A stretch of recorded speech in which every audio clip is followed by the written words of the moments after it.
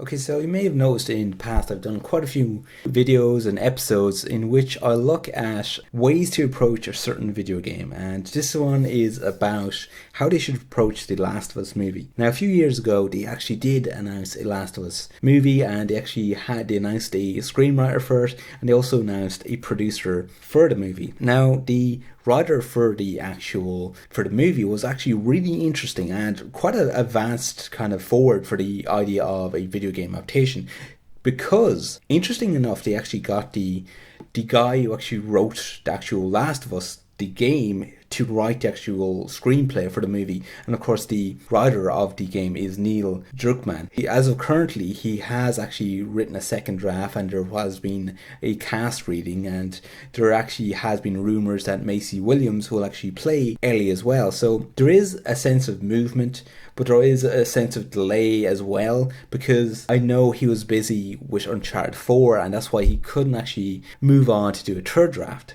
So as of now, the film is really stuck in a rut. But interesting enough, they actually also had Sam Raimi on board as a producer, and I always find his work really interesting because Sam Raimi, he's known for reinventing the horror genre with his Evil Dead trilogy, which was a great trilogy of movies, and I love his work on Ash vs. the Evil Dead. All of that just shows that he's a great producer. He's a producer who has a great understanding for source material as well, because we've seen his work on the Spider-Man trilogy, and he had a great understanding for Spider-Man, and I think he's got a great understanding for The Last of Us as well. From what we've heard, the movie was going to be very much a direct adaptation of the game, but of course Neil actually has said in an interview that certain things may have to be cut here and there because there's so much content in the game, and compared to a running time of a movie, like certain people would not want to be in a cinema for too long, there would be pacing issues, and that's why he feels that certain things would have to be cut. In that sense, the beats of the movie wouldn't exactly be the same beats of the game. But that's not a bad thing either, because if the beats were similar to what we've seen in the game, if the beats were of a similar tone and a similar texture, then that wouldn't really affect us too much. But anyway, the point of this video is I want to look at ways that they should approach The Last of Us movie and how they should actually just get it right. Okay, first off, I want to talk about the actual tone of the actual movie, how they should approach the tone. First off, if they're aiming to actually make another like Resident Evil kind of movie franchise, they've completely lost their audience. Because that would be the worst thing to happen to The Last of Us, because The Last of Us is it's not an over-the-top action narrative. It's kind of a drama piece between a young girl and an older man, and a epic journey between the two. And if they got that wrong, they'd completely fail. They'd fall on their ass so hard. Like, they really need to make sure that the drama comes first, the horror comes second, and the idea of filling the action fans come third. Because if they don't get the tone right, it's a major fail, because the tone of the game, it's got a real depressing tone to it. It's a world where people have changed and people are warped by this world, and people have seen things that's really affected them. And Ellie is a young girl who hasn't experienced what a lot of other girls in this kind of post-apocalypse world have experienced. I mean, she hasn't been in this world where she had a normal teenage years, and then of course there's a zombie apocalypse, and then she's in this new sense of survival. That wasn't the case for her character. She's always known this world. She's always known this hard world was filled of constant surviving, constant doom, and constant gloom. That's the world she's been in, and they really need to get that right. They really need to get that tone, that beat right. They really need to really get that understanding right. It can't be just kind of a post-apocalypse story in which they're able to survive, in which they have kind of moments where they're completely happy out. I think they should actually really appreciate the little things. Like, The Last of Us really does that really well. Like, there's little things in the game in which Ellie witnesses and knows things for the first time, and the game almost highlights those moments, and that's wonderful. I think that needs to be intact. there's a moment in the game where Ellie sees a giraffe for the first time, and it's a moment that's really well done, and it's just so simple yet so perfect. And those moments really need to be intact. There's also a moment where Ellie runs away from Joel and she finds herself in this kind of house. It's a deserted house, really, and she finds a diary of a teenage girl, and she reads through it, and she notices the dramatic difference between her life and this teenager before the virus. And that was a really interesting moment in the game. So they really need to get that tone right. This world that's kind of doom and gloom, in which these people are forced to make horrible decisions day in, day out, but have these moments that are kind of bittersweet and small and just perfectly done. Have this side that's kind of showing Joel's edginess, his world, and have this kind of fascination that Ellie has for this world that's doom and gloom. Okay, so my next point I want to make is I want to talk about the relationship between Joel and Ellie. And that's something they definitely have to get right. I mean, if they aged up the characters too much, or if they made a certain character too much younger, that would really change the character dynamic so much more. I mean, if they started making Joel and Ellie into two characters who are similar age, that would destroy the drama of the whole piece altogether. Having Ellie as this young girl who's seen all sorts of horrible things, but has this kind of childlike fascination with everything new is really interesting. And having Joel as an edgier character who's seen so much drama and has been through so much trauma, that makes the relationship between so interesting. And having that kind of deviation between the two age groups also adds to it. Finding a bridge between the two characters, depending the worlds apart from each other and different ages apart from each other, that really works, and they really need to get that right. They really need to make sure the relationship is very much intact. I also think that they need to build a relationship. They really need to develop a relationship. They really need to develop this relationship which starts from nothing to a relationship in which Joel accepts Ellie as almost a daughter-like character, and that needs to be very much intact. And if they didn't get that intact, they would be falling so hard. Also,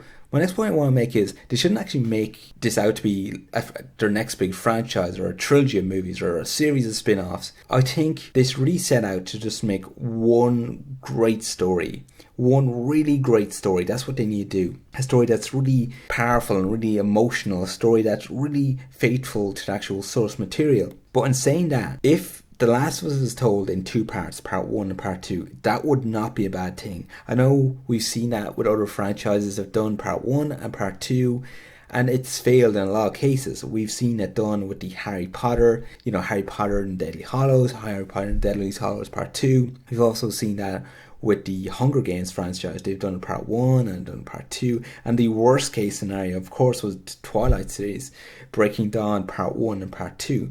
But in this case, a part 1 and a part 2 for The Last of Us would work so well, because part 1 could be set in kind of maybe the summer, fall seasons, where kind of Joel and Ellie, they're building a relationship, they're starting off from the very beginning, and then have part 2, kind of winter, having Ellie mature a little bit, and having Joel and Ellie's relationship at a point where they respect each other, to the point where they almost consider each other like almost a father-daughter relationship. And that would really work with two parts rather than just one story set within a 2 hour, maybe 2 hour 50 runtime. I think altogether, if they done a part 1, part 2, maybe altogether a 4 hour narrative altogether, that would really work for the actual story. My next point I want to make is actual rating of the movie.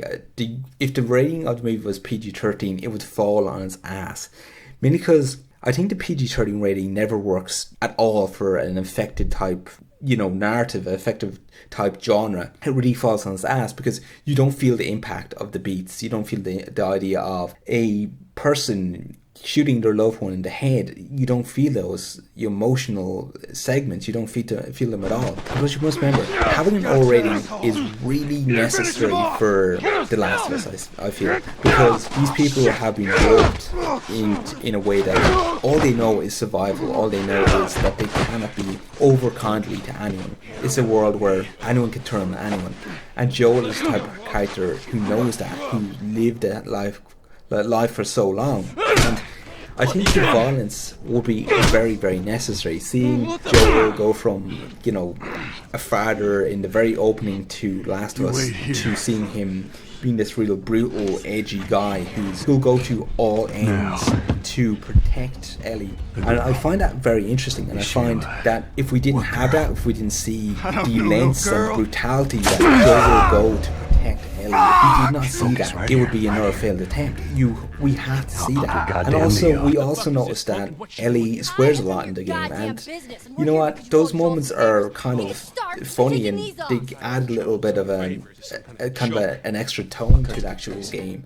Having those little moments where she's kind of swearing a lot, it just adds to the world that she's lived in. She's lived in a world where she doesn't know, manners, and she doesn't know how to behave around certain people, and that's why she swears so much. And it adds to her frustration growing up in this world, and that's why I feel that it needs to be an R-rated experience. I also feel that they shouldn't have to add any additional characters. I know there is certain additional characters in the game, and that's handled really well. But if there was in a group situation where, there's Ellie, Joel, and there's a bunch of additional new characters who are pretty much there to die, that wouldn't work at all, because that's not what Last of Us is. That would be a Walking Dead type narrative, in which you have, certain characters who are really developed, and then you have a load of other characters who are completely expendable at any moment. That's not what The Last of Us is. Every character in the game, they have a sense of importance to the narrative, and they really add a lot to the story. So having it centered on two characters like Joel and Ellie, it works so well, and it adds so much to the character dynamics between the two. Having the laser focused on these two characters is just essential for the game, and it works so much for the game as well. It adds to enjoyment knowing that you're just following these two characters and their relationship from the bittersweet beginning to how they've developed at the third act of the game. My final point for this is that I feel that there shouldn't be much studio interfering.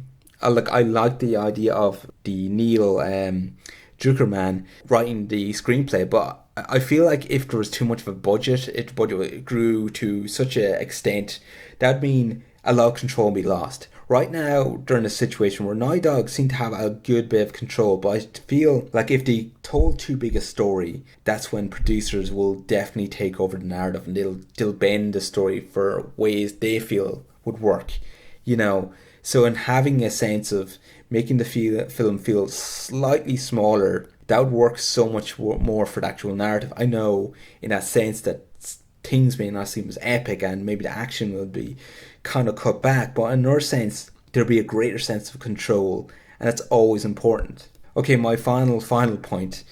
I think they shouldn't go for kind of directors who are too obvious. I think they should really go out there and go for directors who have more of a fresh vision for the film. Now, we all know The Last of Us is inspired by quite a few movies. It's heavily inspired by The Road and Children of Men, but I think that they should definitely go away from the likes of using John Hillcoat, who of course directed The Road, and avoid using Alfonso Cuarón, who done Children of Men, and as well Jimmy Mickle, he done Stakeland, which had some similar beats to The Last of Us. I think all three of those directors, they'd be all perfect for The Last of Us, but I feel it wouldn't be a challenge for them. It'd be more of a replication of what they'd done before, and in that sense people will be just comparing that to their previous work.